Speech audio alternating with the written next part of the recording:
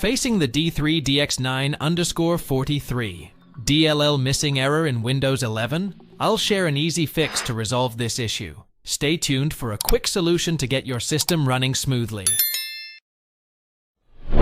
Go to your browser and access the link that I posted in the description below. It's an official DirectX runtime web installer that is available on the official Microsoft support page.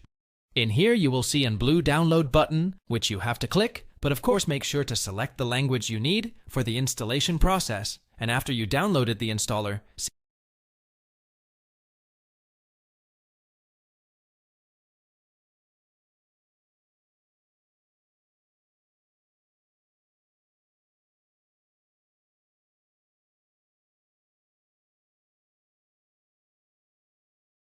simply run it, and then the usual procedure of accepting the agreement and being careful not to install the Bing bar, as you have plenty of bars and plenty of search engines already available in your PC, and then simply waiting for the installation to complete.